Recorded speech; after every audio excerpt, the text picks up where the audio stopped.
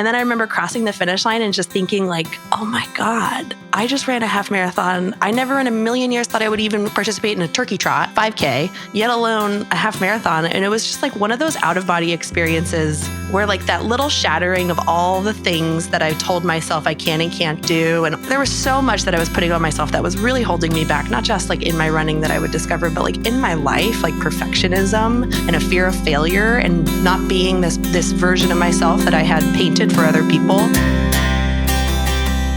Welcome to For the Long Run, the podcast exploring the why behind what keeps runners running long, strong, and motivated. I'm your host, Jonathan Levitt. Through personal and professional connections in the running world, I have the privilege of getting to know some amazing athletes. I've always been fascinated by the psychological aspect of running, and this podcast is aimed at exploring this and much more. I hope you enjoy.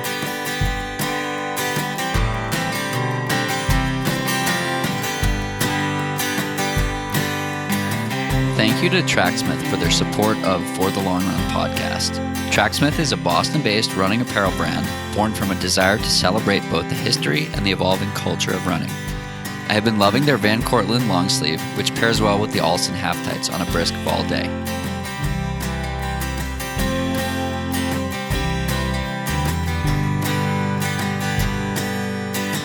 This episode is brought to you by Gooder. Gooder has the slickest shades around for only $25 and $35. They don't slip or bounce, and they stay on my face way better than more expensive sunglasses do. If you'd like to support me and the show, treat yourself to a pair or two or three of Gooders and head over to gooder.com and get 15% off your entire order with the code FTLR. That's 15% off at gooder.com, code FTLR. Your face will thank you.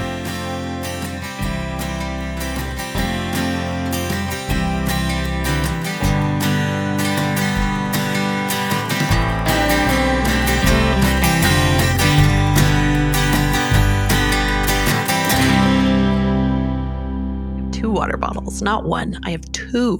And we've started. Welcome back. I have Kelly Roberts joining me on the podcast today from New York, Brooklyn, New York.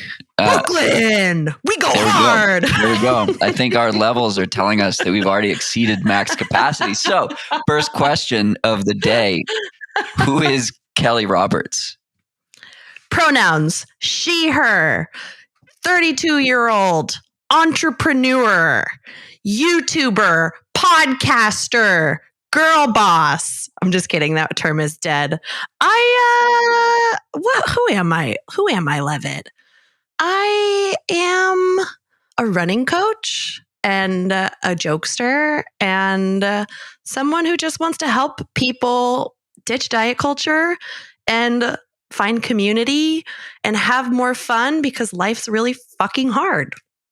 That's a pretty good recap of the episode. So I think we'll leave it at that. And thanks so much. Thanks for coming. See you later. I'm back to bed. So my Venmo is, I'm just kidding. Kelly and I have known each other, I don't know, since 2014, maybe. Probably. That sounds right. I think I was probably harassing you to join November Project. And then we met in person. On Twitter. You were like one. Yeah, it was you. And then Nina here in New York City were both like really on me to come. But I didn't even realize that it was you. You are totally the reason that I went. I have a few friends that are like that. And it was in the days of like, recruit everyone and recruit hard and see how many people you can get. And it was just like, looking back on it, it was like, dude, chill the fuck out. No way. And here's what I will say, Levitt. Like now being in a position where like I have chapters of the Badass Lady Gang and community, like online and in person, it is people like you that are an absolute godsend to anyone who's trying to build community because like the community really is only as strong as like the weakest link and not like physically. It means how in it you are, how you're showing up. And having someone like you who is constantly encouraging other people to like join the party is, you can't pay for that. You truly can't pay for something like that. Like you are a huge reason why November Project became this like just transformational, really fun thing. Well, thank you for that. I mean it. I wish everyone in my crew was like you. It would make recruiting much easier. So much easier. Oh my God, that's so true. You found your calling. But go you, way to like find a passion project, but also a way to pay the bills and buy a house. You're Totally. girl bossing. I thought we killed that term like 4 minutes ago. I can't say I've ever used the term girl boss until I saw that it was dead. And I'm like, great, I'm going to use it in every sentence now because I just didn't think it was a thing to begin with. And now that everyone's like, girl boss is dead, I'm like, what? What a dumb term to begin with.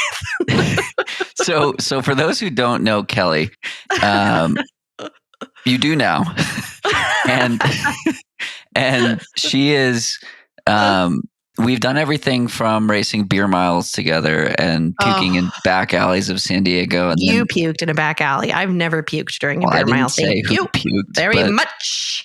And then we ate carne asada fries, which were delicious. And all the way to the other side of the equation of being super serious on this podcast and talking about all of the things that you've got going on. But Kelly is one of those like people that the community needs, and that I've seen a lot of the work that she's done and a lot of the feedback from the athletes who might not call themselves athletes that she's encouraged to call themselves athletes, and the feedback that these people have shared publicly or privately that like you make people feel like they belong. And that's the, like, we need more of that in the world. So we'll get to all of the feel good stuff in a bit, but let's sort of set the stage with Kelly, the runner. And I want to talk about the half marathon. Which one? The first one.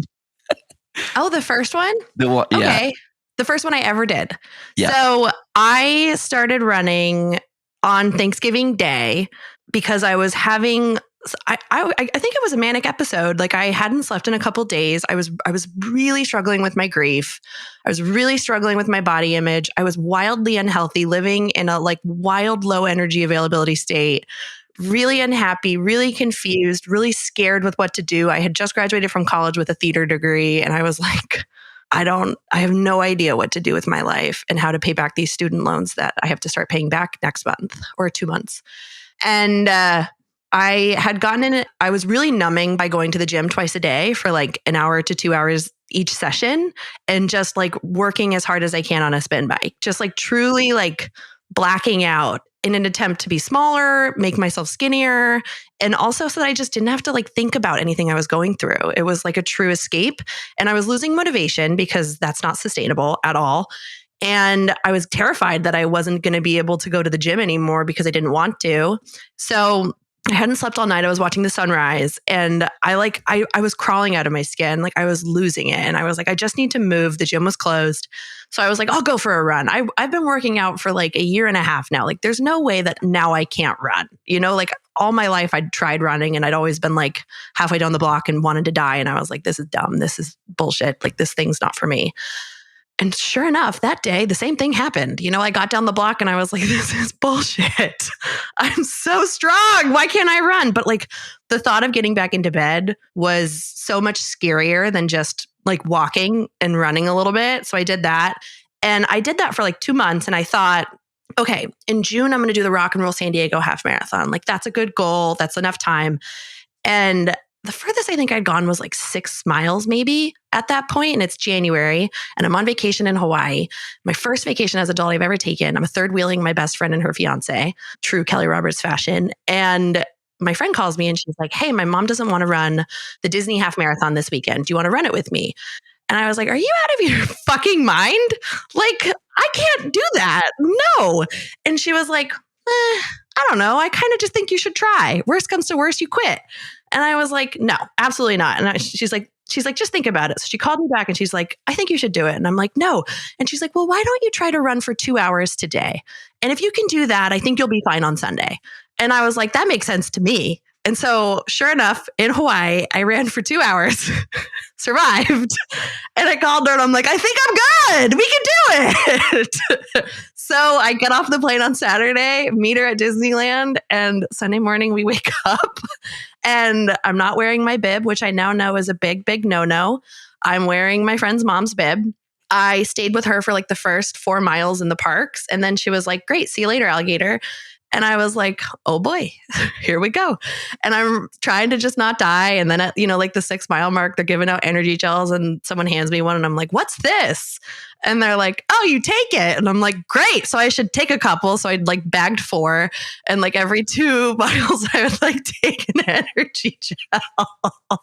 And with like 2 or 3 miles to go, like I was ready to quit. Our hotel was right there. And I was like, I can't do this. I'm not ready to do this. I don't need to do this. No one knows I'm doing this. So like, no one's going to know I quit. And right at that moment, this girl comes up next to me in a team in training jersey. And she's like, hey, we've been running together, like right next to each other, like almost the whole race. And this is my first half marathon and I'm really struggling. Can we work together? And I was like, oh no, girl, like I'm out. I quit. Like, I'm sorry. And she was like, no. Like my coach is a mile away. Like, let's just get to my coach. Like, don't quit. We've come so far. And I was like, fine. And so we like talked and we got to know each other and we like got to her coach and her coach was like, just keep picking things to move towards. And with like a mile, half mile to go, she was like, I need to walk. And I was like, I think if I walk, I will lie down and not finish. And she was like, totally understand. Like, just keep going. Don't stop. And I was like, thank you so much. Like you like are the reason I'm here. And she was like, right back at you. Thank you so much. I'll see you at the finish line. At this point, I didn't know that half marathons were 13.1.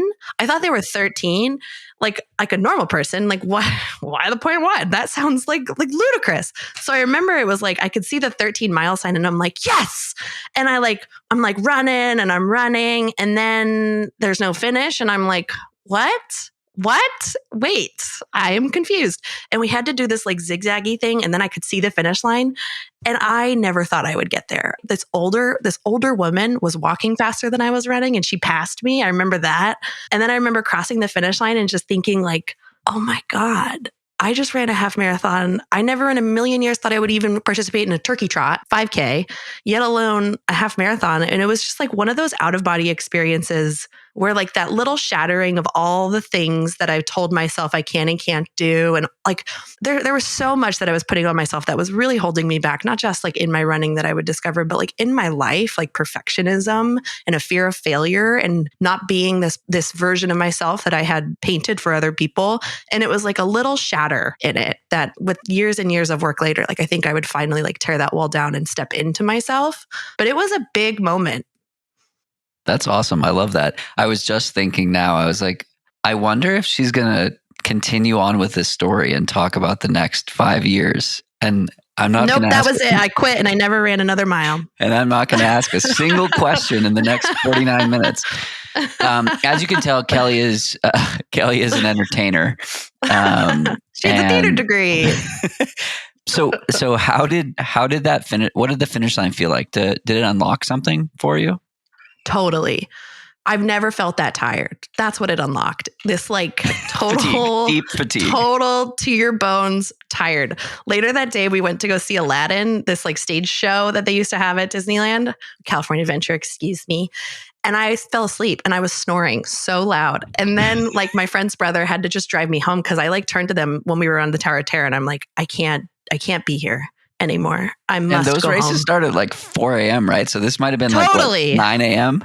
Totally. It was like by 11 o'clock, I'm like, I need a Chipotle burrito and I need to go to bed. And I slept for 15 hours after. Like he drove me home. Like I think had I driven home, I probably would have crashed. Like that's how like me and my 34 gels sucking them down. But yeah, it was interesting because I remember like that day, like after we showered, which like I wore 2 or 3 of my cotton sports bras that I had from high school and cotton leggings.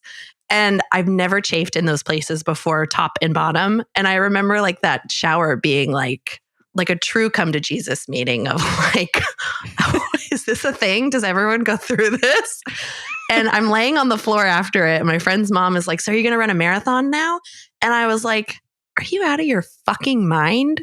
I never want to do that again. Like amazing that I've done it. And now I've done it. And I don't want to do the one in June. I'm done. I'm out. The end.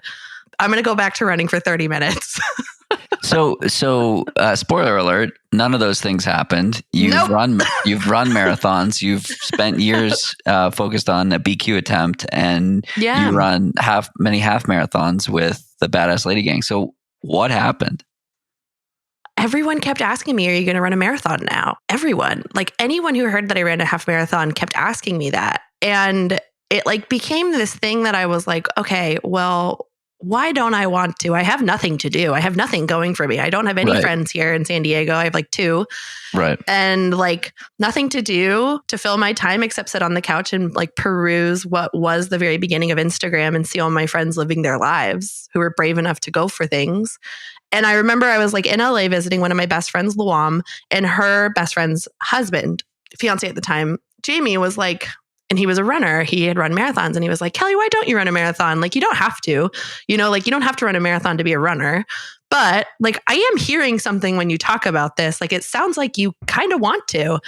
And I was like, I just don't think I can do it. And he's like, I don't think that's a good reason not to.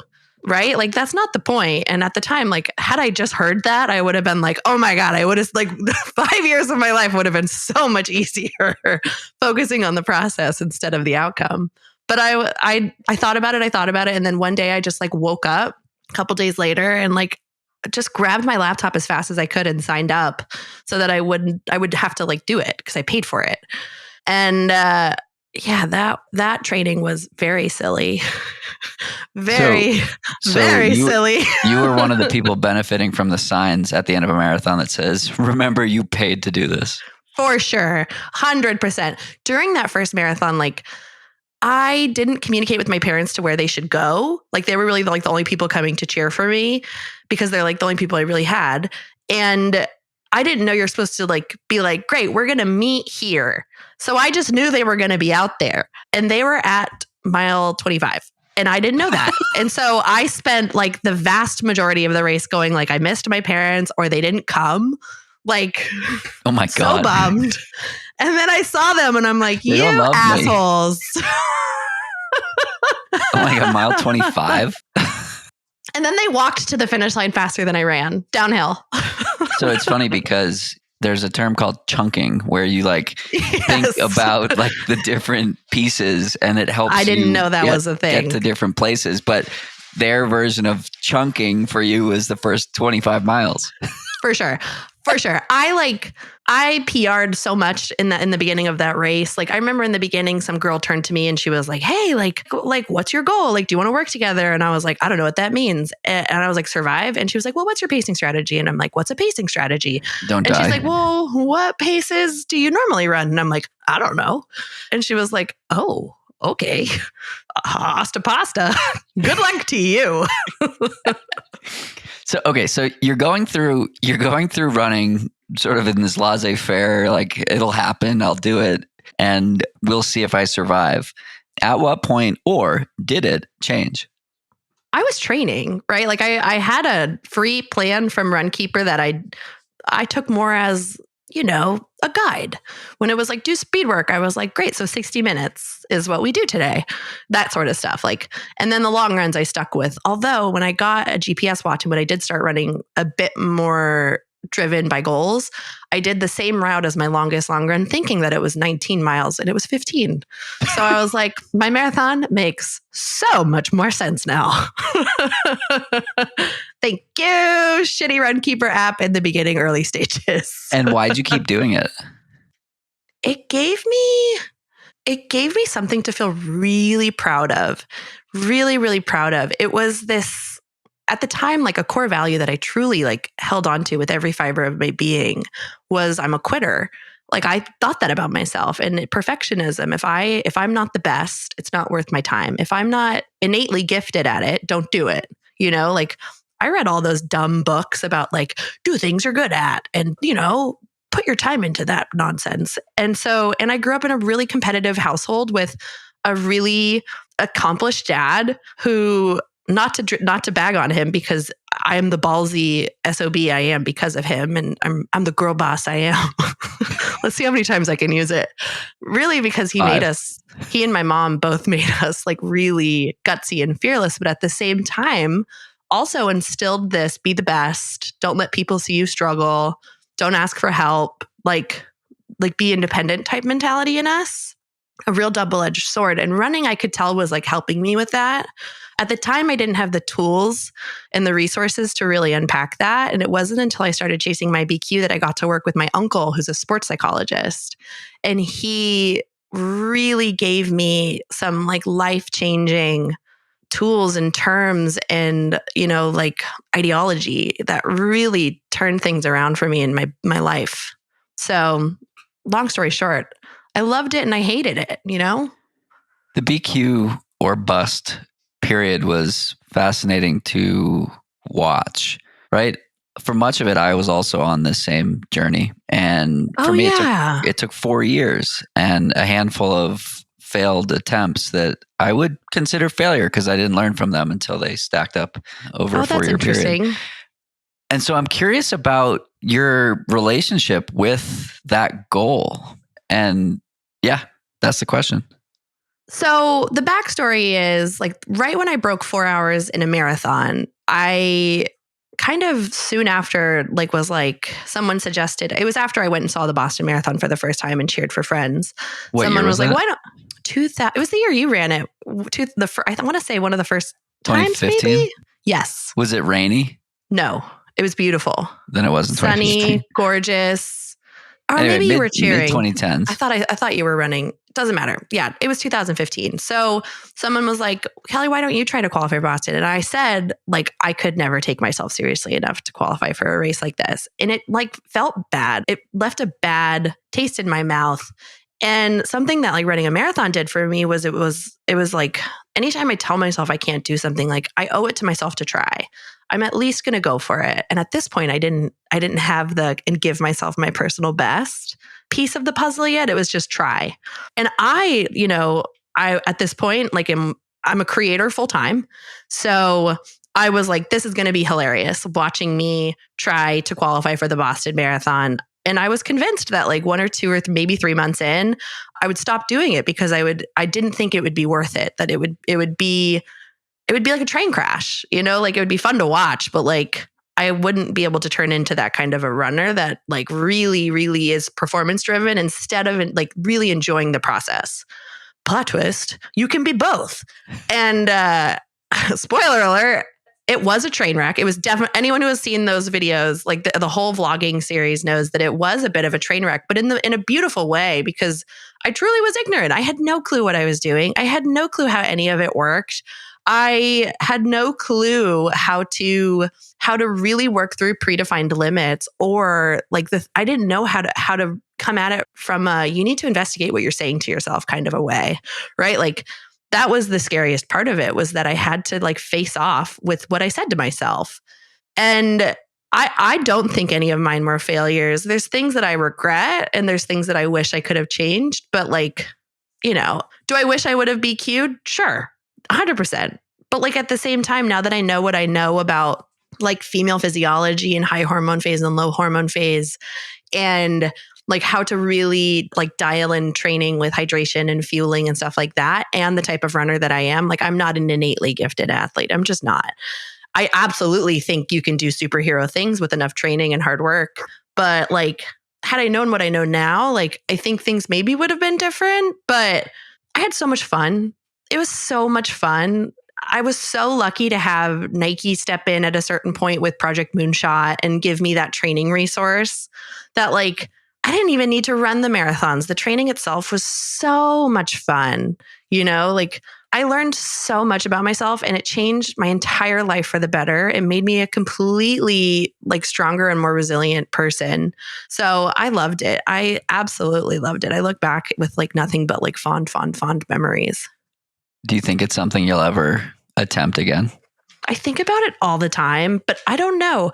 To be perfectly honest with you, Levitt, the marathon is really triggering for me. I struggle with restrictive eating and disordered eating and a lot of body image stuff. And I have years of therapy under my belt now. But the marathon's a tricky one for me. It really brings a lot of stuff up for me. And so I am signed up to run Chicago. We have a lot of badass lady gangers who want to break 4 of all ages, which is really exciting because some of them that's their BQ. And so I volunteered to pace everybody, but I can only run 10 minutes right now. I'm coming off of 3 months off trying to rehab planners. And like I was thinking about it today on my 10-minute run, which felt awful, like, which granted, like I did 50 minutes on the bike before I went out and like rode pretty hard. So obviously like it felt pretty shitty, but I'm scared. I'm really scared that training for this marathon will bring up stuff and I'll fall back into old habits. So I don't want to run a marathon unless I'm like sound of mind. I also don't want everything I do to become about the marathon again. It's not relatable. Most people don't run a marathon. It's not in the vocab of like the everyday runner. It's not something they really care to do. Some people maybe eventually will, but like I really hate that the running world from July through November turns into marathon, marathon, marathon, marathon, marathon, marathon, marathon. It's only the marathon. It's all everyone talks about. And I can just see the people who just run for fun or who are just getting started, like everyone can relate to a superhero story. But when it's only the story of the marathon, like I saw it happen to me. Everything I did became about the marathon and I don't want that. I totally agree. I think I only ran a marathon because everyone around me was running one. And my first was 3:35. And I was like, wow, that was slow. And Chris Payne, who you know, this conversation happened at Harvard Stadium. It was like 3 days after I had ran the marathon. He was like, we live in this like insulated world of hyper competitive, hyper elite athletes where like most people would kill for a 3:35 as their like lifetime best. And he was like, you need to realize that like this is the scenario you're in. But I think I only did it because everybody around me was doing it, like in so many different ways. My friends, I was working for a company where most of our customers were marathoners and I didn't know how to answer their questions. So I was like, may as well run a marathon. And then I had a few beers with a friend and like basically agreed to run a marathon the next year. And he never ran a marathon. So I got to follow up with him. His name is Jim. Jim, I'm coming for you. You're running a marathon in your 30s. He's like, no, Jonathan, I know how to say no. Yeah. But I totally feel that. And like now I'm in an even crazier world where like it's normalized to run 50 miles and 100 miles. And so now people are asking, oh, are you going to run a 100-miler? And I'm just like, let me enjoy if I feel like it. That's what I say to people. Let me enjoy my 50Ks or whatever first. Maybe. Well, that's what I say. Like, I'm like, definitely not in the next 3 to 5 years.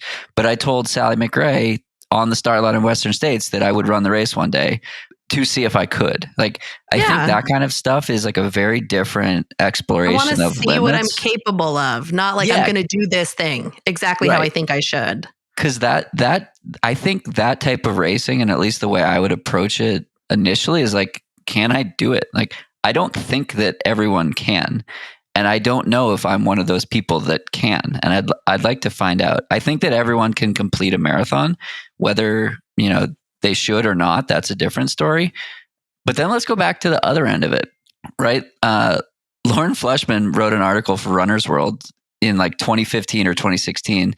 No, it was earlier than that, like 2014, that said it was like 10 reasons the 5K freaking rocks. And I read that article on an airplane. And the next time I was on the internet, I signed up for a 5K. And I don't think there was Wi-Fi on this airplane. Back in 2014. Anyway, I spent a period of time like training for a 5K. And so when people would ask like, what are you training for? I would say a 5K, but I wouldn't say a 5K. I would say a fast 5K. And so I think that there's God forbid you do the couch to 5K, which is what we all associate with it. Like, how lazy of you. Isn't that insane? That's the thing. That's what's so crazy about it. Runners are nuts. Bunch of kooks. So the 2013 to 2015 period of like my November Project experience was just like a lot of people pushing each other to run their first marathon, which is good. Like, it changed my life. It put me on this trajectory where I met incredible people and like found this community. But I can't imagine those that just don't want to run one. Yeah, it's isolating. I mean, that's really one of the reasons why the Badass Lady Gang is very intentional, both in our training options and and our actual workouts themselves at our chapters. Like I saw what it's like when you lose your community because you get hurt or you just lose interest, right? Like you lose your friends if you're not running with them regularly. I got really close with a lot of people, but when I backed off of running, because I had to really work on my body image and my relationship with running at the beginning of 2020, which was such a gift when everyone got stuff canceled. I'm like, aha, I don't have to do this alone. Welcome to the party. I have a 2-month head start. Don't worry, I got us. But the rest of this podcast will be done in song. Exactly. I lost a lot of I didn't lose friendships, but we stopped seeing each other all the time because we no longer were seeing each other once or twice a week on our standing running thing. And that's not a bad thing, right? One of my favorite things about running is it gives people a way to make friends and see people that's not drinking, right? When you're an adult, really the only thing we do is meet at a bar or meet at a house and drink, right? It's a social thing that we all do, and nothing against drinking. I love getting Ricky, but I don't think it's the healthiest thing to have all of your friendship tied up in running. I wanted to create a community that you could come and there wasn't an injury deck. It was created in a way that you could walk, you could run. It was a connection first and then a fun run second, because you could train for something with anyone, especially here in New York City. There's a bajillion running clubs, but I wanted everyone to stay together in the same way that November Project did. I think that's a form of magic that they really bottled, was everyone's together always. And then on top of that, just make it running and walking and moving together however you want to. And then never really focusing on, what are you training for? What are you doing this year? Are you doing the marathon? We always joke that we're the running club that'll never really ask you what you're training for because we don't really care. We'll come cheer for you. If it's the week of, we're in. But other than that, you can find long run buddies there if it comes up. But we're not sizing you up. It's just not us. Cool. Yeah, we're pretty cool. So if somebody's listening and they're like, wow, that is pretty cool. I have a 89% positive idea that person is not here. But if they are, they can go to badassladygang.com. We're in Toronto and Ottawa in Canada. And we have Tampa and Orlando and New York City, San Diego, Duluth, Philly. Who am I missing? I'm missing people and they're going to be so bummed at me. Boston? And I'm going to be bummed at me. We're not in Boston. Who am Nashville? We're in Nashville. I think that was at 9. Don't count. Just pretend I didn't say it. Go to badassladygang.com. Awesome. Thank you again to Tracksmith for their support of the podcast. I've been a fan of Tracksmith and their community-first efforts ever since my early days of running in Boston. As my miles increase again ahead of some big goals this coming spring, I'm definitely doing it in comfort and style with their gear. I'm also proud to partner with Tracksmith because they're going to donate 5% of your order value to the Michael J. Fox Foundation for all orders, and you'll also get free shipping. The Michael J. Fox Foundation is dedicated to finding a cure and helping those living with Parkinson's. Both of my grandfathers have or had Parkinson's, and I'm grateful of Tracksmith's support for something so personal. Visit tracksmith.com/forthelongrun to see some of my favorite pieces, and all orders that start from that page will contribute towards this donation. Thanks again to Gooder for supporting this episode. I have a few different styles of shades, and I've been loving them on runs or while at the pool. At $25 a pop, you can leave a pair in your car so that you'll never be without some shades. You can feel good about your purchase too, as 1% of Gooder's annual gross sales, not profits, go directly to environmental nonprofits working towards making our world a better place. If you'd like to support me in the show, treat yourself to a pair or 2 or 3 of Gooders and head over to gooder.com and get 15% off your entire order. That's 15% off at GOODR.com with the code FTLR. Your face will thank you.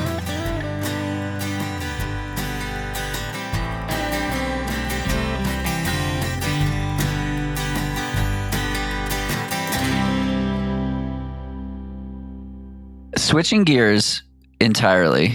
Okay. I want to ask you a bunch of questions that I've been wanting to ask you for a while. Oh, okay. Let's do it here. And the first is, what are you afraid of? Death. I'm terrified of death. Not like the act of dying myself, but the thought of like leaving this earth before my mother and having to leave her grieving, or my father or my sisters, is truly like debilitating for me. I've gotten a lot better at it, but like I lost my brother. My brother died when I was 19, and like watching a parent grieve is woof, woof, woof, woof. So how does the grief process play into running, or does it?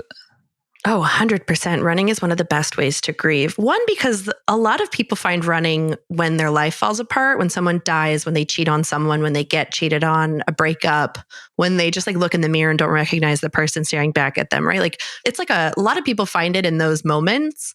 So like, I think a lot of it has to do with the fact that it's meditative. So you're putting one foot in front of the other. But then the other part is whoever you're talking to, you don't have to look at them, right? Like you're looking forward. You're not really looking at each other.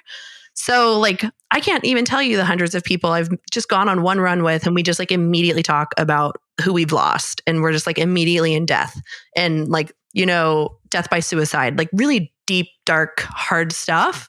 So there's something about the community that like you're surrounded by people who are in that club with you without even knowing it, which is like really a gift. But then the other thing is truly just like having space, because there's one thing about like grieving inside and grieving outdoors is a therapeutic kind of a freeing experience, like you get to numb out sometimes, with running, which is really nice. It's definitely an escape. But I think for the most part, you have to be alone with your thoughts. And with grief, there's a lot of hard thoughts. So like you really do have space to just kind of like chomp on them, Yeah. It's been interesting to see a lot of pro runners. I'm thinking specifically Steph Bruce, like think through and I don't know if rectify is the right word, but work through grief through running. I think a lot of it has to do with therapy, but also a lot of it is the nature as a piece of that therapy as well. Well, I mean, just think about your daily life. Like, when do you sit down and just think? Right. And just like give yourself space to do nothing, not watch television. Literally the only time I do this is when I'm in the sauna, and I haven't been in a sauna in like 3 years. I would bring my phone in and risk it like a crazy person. Well, so I did that. And it would be good for like 8 minutes. And then the phone would be like, too hot, shutting down. Now it's time to think. Yeah. Yeah, I avoid saunas for that reason, I would say. When I used to live in Boston, or in Alston, there was a Boston Sports Club. I might have to edit out the Boston Sports Club mention because they were so bad in 2020 that I don't want them getting any love. Anyway, it was 30 seconds. Call them out. I just did. Although they were probably just trying to keep the roof above their head, and there were no right choices. Everything was awful. They got sued by the Massachusetts Attorney General. Good, as they should. Like put everyone at risk. My God. Anyway, I don't want to get into that. Long story there. Back to COVID.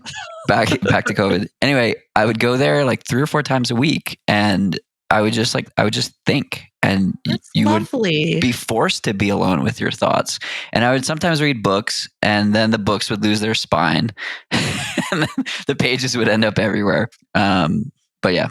That mindfulness aspect is important. It's tough. We as humans, I think we will run from mindfulness.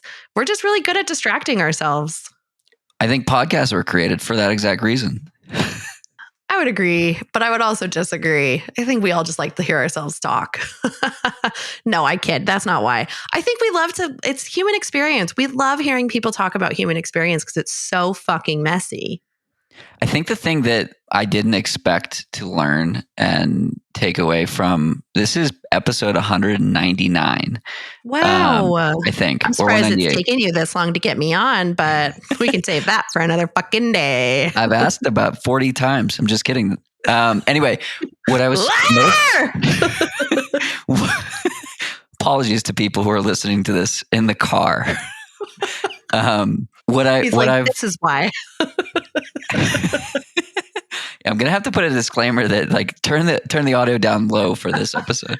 I need shout that out disclaimer. to Brian Walters for adjusting the sound so it sounds like beautiful in your ears.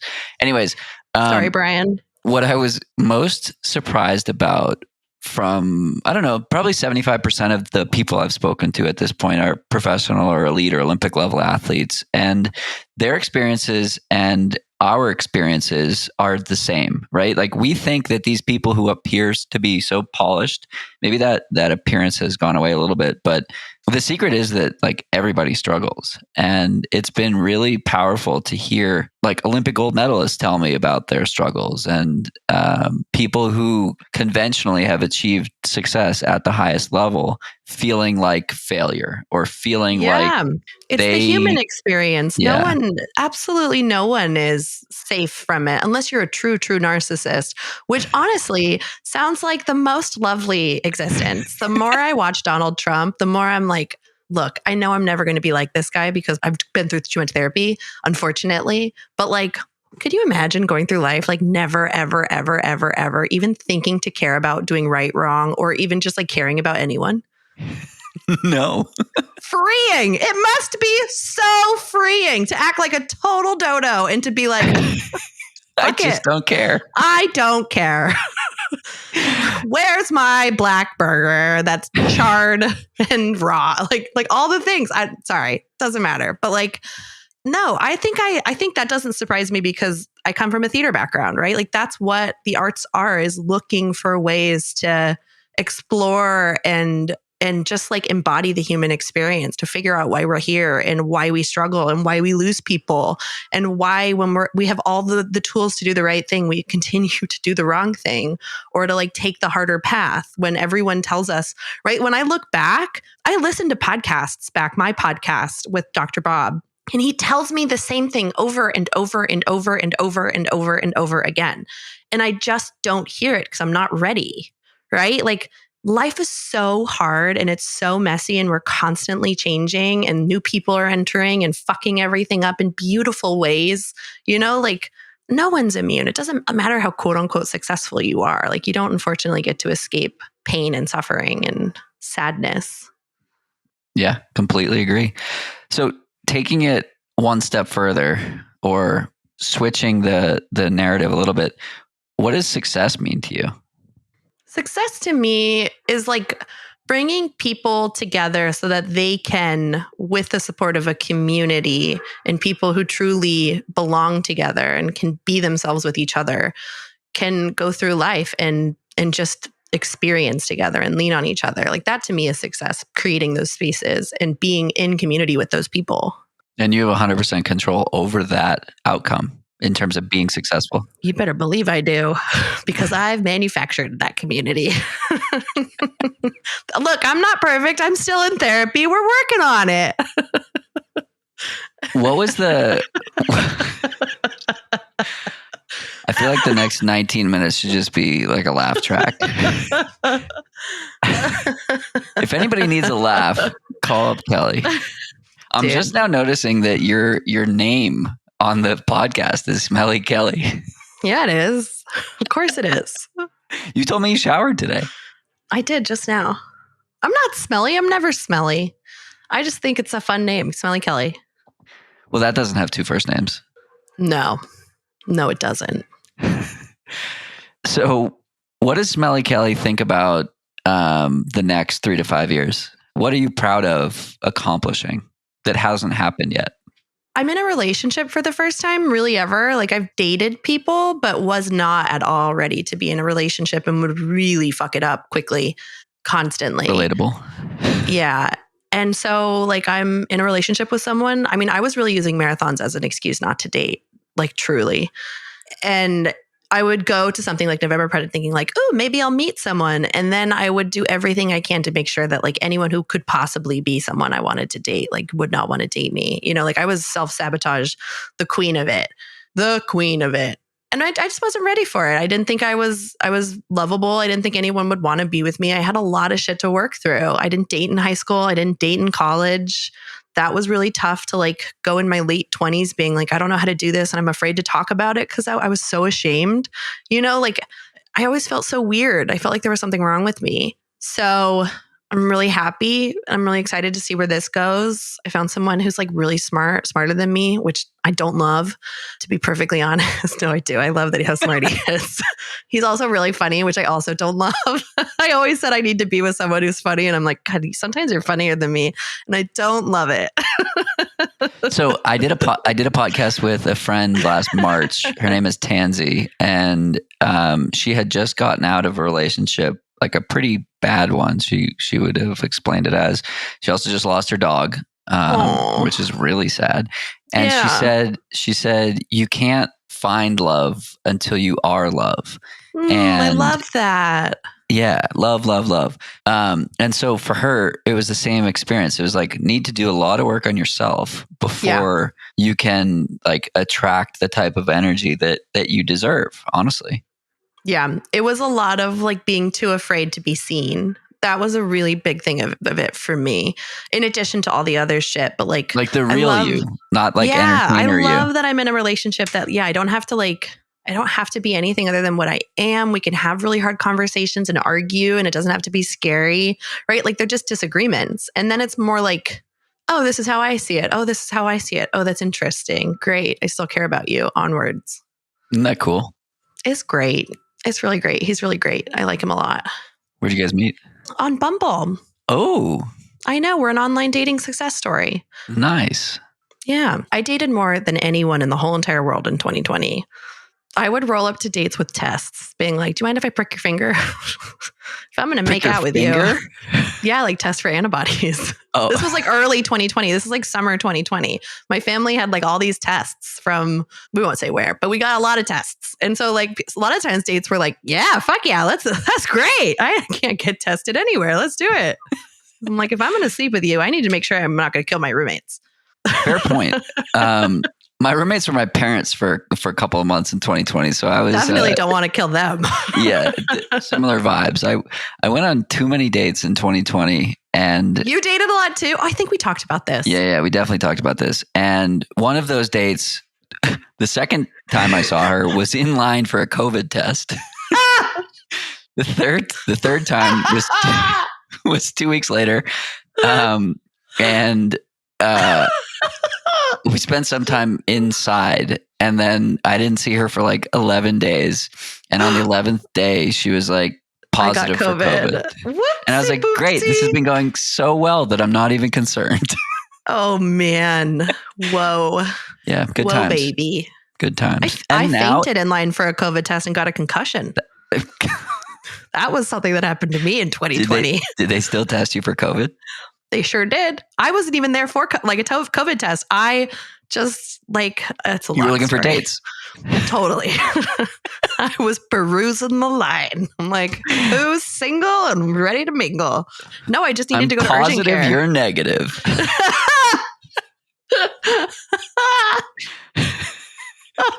Okay, so we must move on.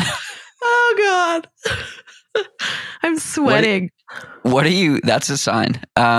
What are you most proud of that you've done that's not running related? That's hard because it is running related. Okay. What are you most proud of that you've done that is running related? It's like slightly running related. I think the Sports Bro Squad is something that I'm like most proud of, in the sense that like, obviously that a movement like that has helped so many other people like either begin a journey with body image resilience, or just even like take that step to say like, what am I saying to myself about my body and why? But mostly for myself, like that was a huge step towards really rumbling with the identity I put around my weight, and like all the shit I put around being in a little bit bigger body. Like I still have a ton of thin privilege, don't get me wrong, but I'm not skinny. So I find this fascinating because like I'm the like heaviest runner in the group I run with in Boulder. LOL. And it don't ever say that out loud. I'm just kidding. No, I'm serious. I'm like, I believe you, but that is so wild to me. Yeah. And so, but like, I often think about your relationship with Sports Bro Squad and this and that. I'm like, fuck it. I don't care. And maybe it's not the biggest or whatever, but it's just like in these micro communities, there's so much like extreme bias in like the way that we think about ourselves, or the way that we like position our own selves in the world. And it's just like, it's all relative, right? Totally. I mean, like the biggest kicker is like diet culture is never going anywhere. It's never going away. It's way, way, way too profitable. It's a bajillion-dollar industry. The flip side of that is no one really has the tools until very recently, when like luckily people are, it's a huge movement, body image resilience, right? Like body positivity is great, but it's not about loving your body. It's just about not thinking about it, right? Like getting to a place where it's just not something you think about, worry about. Like you're living inside of your body. You are doing things because your body can, instead of thinking like my body is limiting, right? Like that's the real thing that we should be all looking towards. But like, yeah, it's hard. It's hard not to compare yourself to the people you're surrounded by, or the people you look up to, or, you know, whoever's coaching you or you're running with, or like all the people you see in ads, right? Like I have a Peloton. Like it's pretty damaging watching instructors who look like that, you know? Like it's hard. I love their platform. I love their product, but like it's tough. It's really tough. I'm in a place of pride, I guess, that like what I get to do through work is help select who we partner with.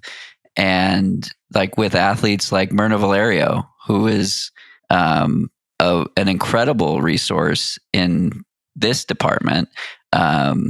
Throwback to our podcast together from last fall, maybe August, September. And she is a force in this conversation, and like really cool that she gets to talk about like, what does health actually mean? It's not what I look like, it's what's on the inside. And it's really cool to see someone who is like objectively healthy, right? And doing all these things that she wants to do that is like not conventionally what society deems as like healthy, which is horrible. Totally. You can't tell how healthy someone is by looking at them. You just can't. Right. Well, as much as I'd like to continue on with this, we're going to have to go for a run together soon. If you're down for 15 minutes, because that's where I'm at, baby. Sounds good to me.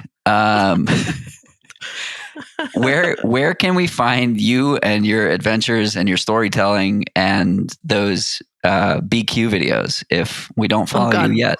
Please don't watch those. You can go to badassladygang.com. Everything's pretty much available there. You can find me on Instagram or TikTok at Kelly KK Roberts. That's Kelly with a Y. Or the Badass Lady Gang on Instagram as well. Or just Google Smelly Kelly and see what comes up. Might be more fun. I wonder. Awesome, Kelly. Thanks so much for taking some time to chat. And maybe we'll have to reconvene in La Jolla for another beer mile sometime soon. The best. Thanks, love it. I miss you. Miss you too. Let's do this again soon and in less than blowing long. Kisses. Yeah, before the next pandemic. Thanks, Kelly. That's it for today's episode. Like many long runs, it's sad when it has to end. I hope you join in next time on For the Long Run. And in the meantime, happy trails. If you enjoyed this episode, it would mean a lot to me if you shared it so that others can find it and enjoy it too.